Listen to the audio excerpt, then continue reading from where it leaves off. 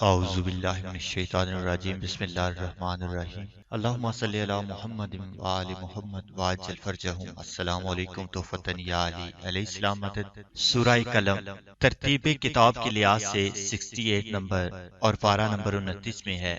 ترتیب نزول کے لحاظ سے یہ سورہ نمبر 2 ہے اور یہ مکی سورہ ہے۔ آیات اس کی 52 ہیں، الفاظ اس کے 301 ہیں اور حروف اس کے 1288 ہیں۔ سورہ قلم یا نون والقلم قرآن پاک کی 67 اور مکی صورتوں میں سے 29 پارے میں واقع ہے۔ اس سورت کو یہ نام اس لیے دیا گیا ہے کہ خدا نے اس کی پہلی آیات میں لفظ قلم کی قسم کھائی ہے۔ سورہ قلم کے مضامین میں مشرکین کے بے جا تہمتوں کے مقابلے میں پیغمبر خدا صلی اللہ علیہ وآلہ وسلم کو تسلی اور صبر کی تلقین، مشرکین کی پیروی سے مامنت اور قیامت کے دن مشرکین کے عذاب کی یاد آوری پر مشتمل ہے۔ اس سورہ کی مشہور آیات میں سے آیت وَإِنَّا يُقَادْ اور آیت خلق عظیم، جس میں پیغمبر خدا صلی اللہ علیہ وآلہ وسلم کو خلق عظیم کا مالک قرار دیا گیا ہے، اور حدیث میں آیا ہے کہ جو شخص سورہ قلم کو اپنی واجب یا مستحب نمازوں میں پڑھے تو یہ شخص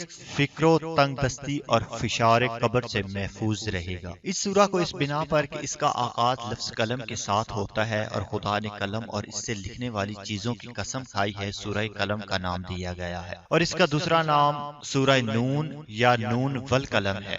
سورہ قلم 52 آیات، 301 کلمات اور 1288 حروف پر مشتمل ہے۔ اس سورہ میں مختلف مضامین ہیں۔ پیغمبر اکرم صلی اللہ علیہ وآلہ وسلم کی خاص صفات کا بیان اور آپ کے خلق عظیم کا پیکر قرار دینا۔ نمبر 2، مشرکین اور پیغمبر خدا صلی اللہ علیہ وآلہ وسلم کے دشمنوں کی بری صفات کا ذکر۔ نمبر 3، اصحاب الجنت کی داستان اور مشرکین کو خبردار۔ نمبر 4، قیامت اور اس دن مشرکین کے عذاب کی یاد آوری۔ نمبر 5، مشرکین کے مقابلے میں پیغمبر خدا صلی اللہ علیہ وآلہ وسلم کو صبر و استقامت کی تلقین اور مشرکین کی پیروی سے مامنت ہے۔ سورہ قلم کی آیت نمبر 17 کے بعد ایک مالدار گروہ کا تذکرہ ہوتا ہے جو یمن میں سرسبز و شاداب باغ کے مالک تھے۔ یہ باغ اصل میں ایک بوڑھے شخص کا تھا جس کی آمدنی سے وہ اپنی ضرورت کے مطابق استفادہ کرتا تھا اور باقی کو نیاز مندوں میں تقسیم کر دیتا تھا۔ ان کی وفات کے بعد ان کے بیٹوں نے باغ کے محصول سے نیاز مندوں کو محروم کرنے اور پورے محصول کو اپنے درمیان تقسیم کرنے کا فیصلہ کیا۔ ان کی اس بخل کی وجہ سے ایک رات آسمانی بجلی کی وجہ سے یہ باغ جل کر راکھ بن گیا۔ ان میں سے انہیں خدا کی طرف بلایا، پھر وہ اپنے کیے پر نادام ہوئے اور سب نے توبہ کی۔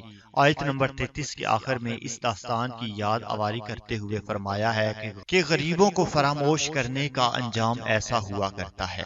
مشہور آیات، وَإِيَّاكَ الَّذِينَ كَفَرُوا لَا يُزْلِقُونَكَ بِأَبْصَارِهِمْ لَمَّا سَمِعُوا الذِّكْرَ وَيَقُولُونَ إِنَّهُ لَمَجْنُونٌ وَمَا هُوَ إِلَّا ذِكْرٌ لِّلْعَالَمِينَ۔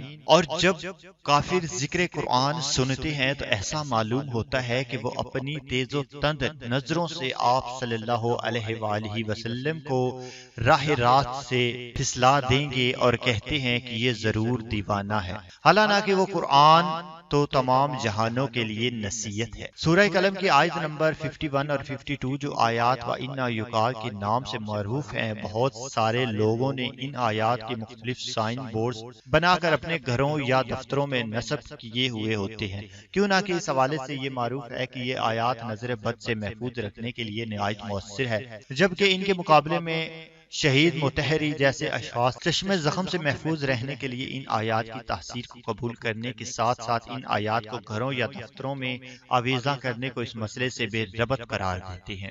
وَإِنَّكَ لَعَلَىٰ خُلُقٍ عَظِيمٍ، اور بے شک آپ خلق عظیم کے مالک ہیں۔ آیت نمبر 4۔ اس آیت کی تفسیر میں آیا ہے کہ یہ آیت اگرچہ پیغمبر خدا صلی اللہ علیہ وآلہ وسلم کے اخلاق کی تعریف کرتی ہے، لیکن غالباً اس میں آپ کے اخلاق کے سماجی پہلو پر تاکید تاکید کرتی ہے جو لوگوں کے ساتھ حسن معاشرت کے لحاظ سے مربوط ہوا کرتا ہے، مثلا حق ثابت قدم رہنا، لوگوں کی اذیت آزار کے مقابلے میں صبر و استقامت کا مظاہرہ کرنا، لوگوں کی خطاؤں درگزر اور ان کو معاف کرنا، سخاوت، مدار اور تواضع اور ان جیسی دوسری صفات۔ علامہ طباطبائی تفسیر المحزان کی 6 جلد کے آخر میں پیغمبر خدا صلی اللہ علیہ وآلہ وسلم کے جسمی اور روحانی اوصاف سے متعلق 183 حدیثیں نقل کرتے ہوئے ان کی تشریح کی ہے۔ امام جعفر صادق علیہ السلام سے نقل ہوئی ہے کہ جو شخص سورہ قلم کو اپنی واجب یا مستحب نمازوں میں پڑھے تو یہ شخص فکر و تنگ دستی اور فشار قبر سے محفوظ رہے گا۔ ایک اور حدیث میں آیا ہے کہ اس سورہ کی تلاوت کا ثواب ان لوگوں کی طرح ہے جنہیں خدا نے صبر یا عقل کی دولت سے مالا مال فرمایا ہے۔ اس طرح کہا جاتا ہے کہ اگر اس سورہ کو کسی چیز پر لکھ کر درد والی دانتوں پر رکھ دی جائے تو اس وقت دانتوں کی درد سے شفا ملے۔ اللہم صلی علی محمد وآل محمد وعجل فرجہم۔ السلام علیکم تحفۃ یا علی علیہ السلام۔